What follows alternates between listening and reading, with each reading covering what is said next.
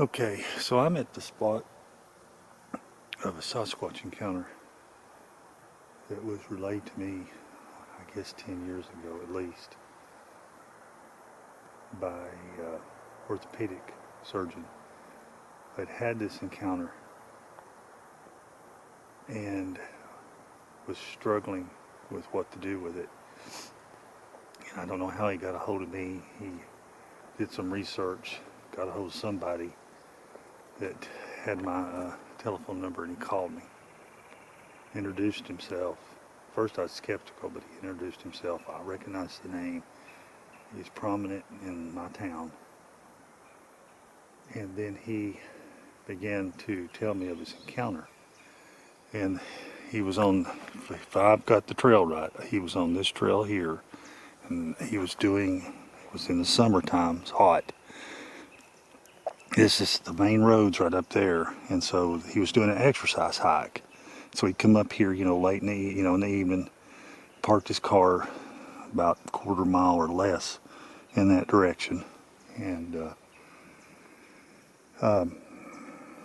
he was doing his exercise hike, and he wasn't running, but he was, had a light pack on and was, double timing it.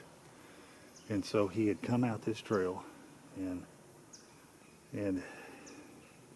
basically come around and come up this hill.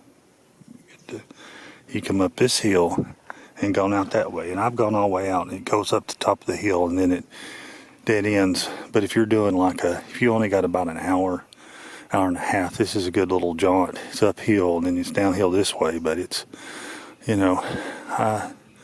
it took me 45, well, I messed around. It's probably 30 minutes, 30 to 40 minutes out, 30, 40 minutes back. So you can kind of do these trails and not really get too far off the road, but, in a situation where it's in the evening and you don't want to get too far out and stay close to the road, because the road's it goes all the way down through there, so it's just right beside the trail. So he's on his way back out, and he's coming down. He said he topped this hill, so this is little bump right there, and he's coming down, and down here at the bottom in this little draw is a stream. And remember, it's summertime, it's hot, it's later in the day. He's on his way back to his car. This is on the way out, and so he's moving pretty fast down this hill, and of course you can see, if I won't be able to get the camera to do it because it's on the gimbal, but there, this is as you can see, this is this trail here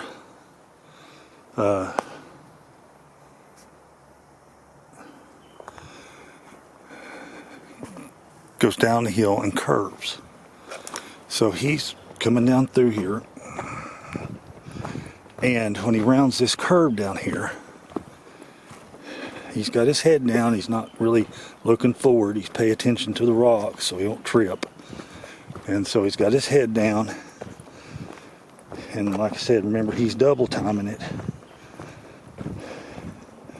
It's late in the evening,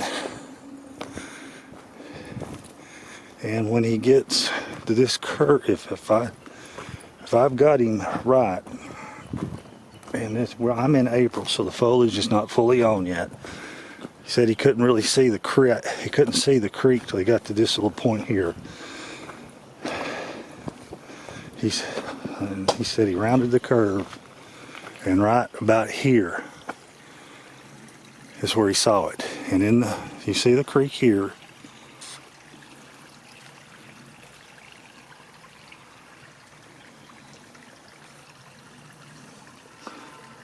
And there's people beeping. So you see this creek here. In that creek, from about this spot here, with a Sasquatch.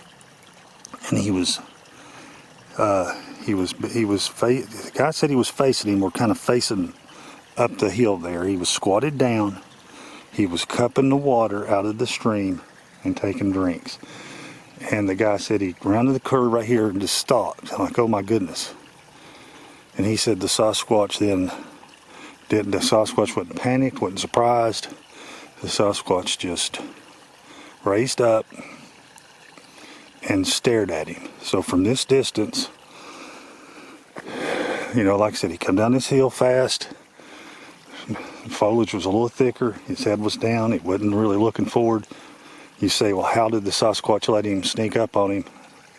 In my humble opinion, the Sasquatch knew he was coming. Heard him coming, knew he was coming. I don't think, after thinking about it for a long time, I don't think this was some chance encounter. For some reason, this Sasquatch wanted to be seen by this doctor.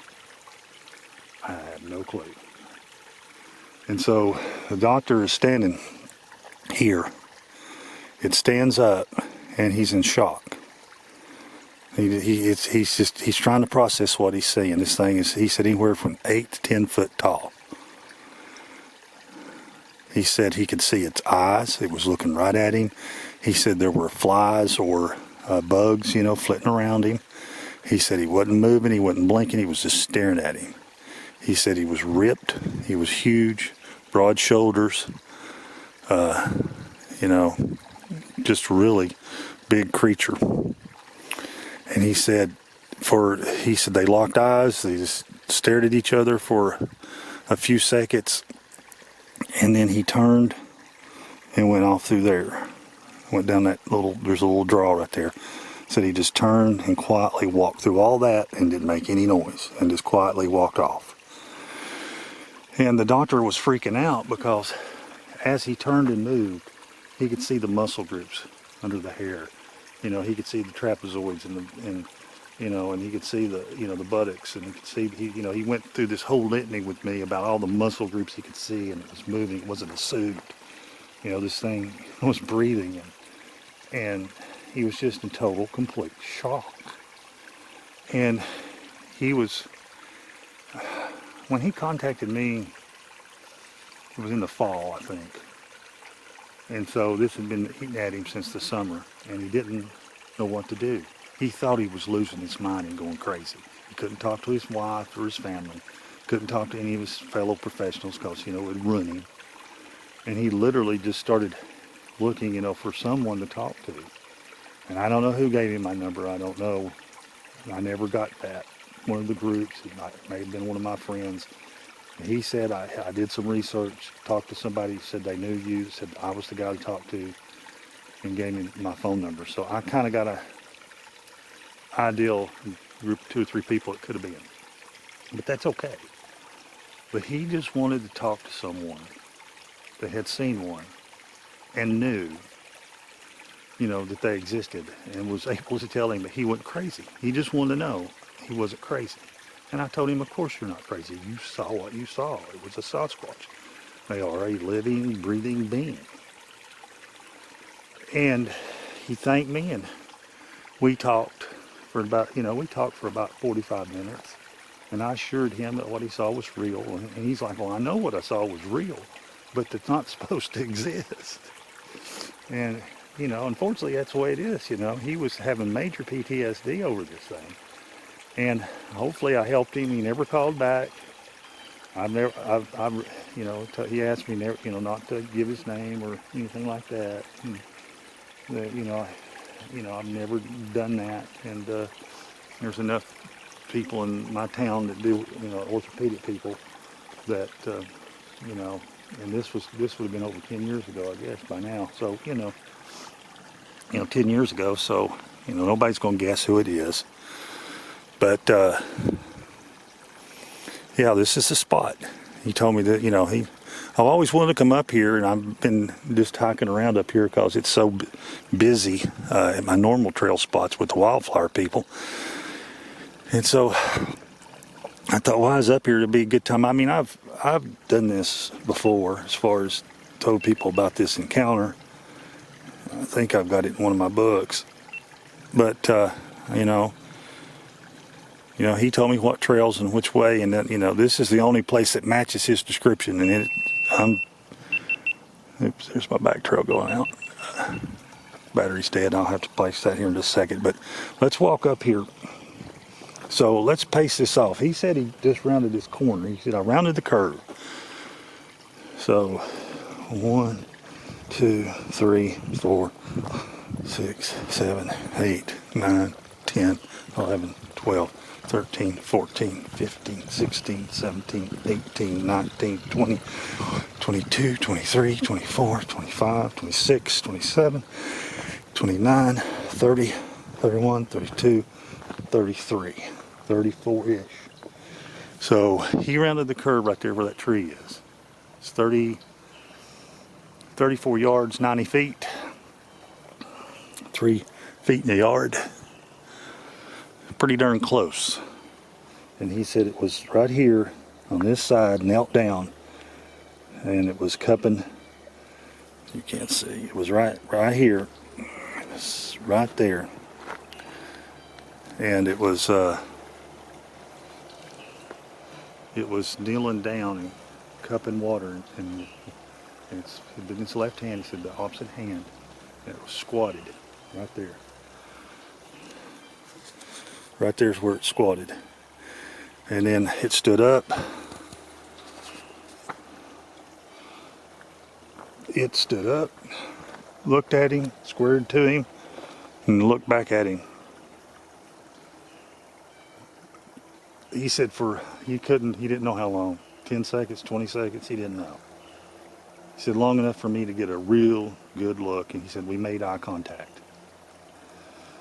And he said it turned, stepped over here, and went right down through there and out of sight.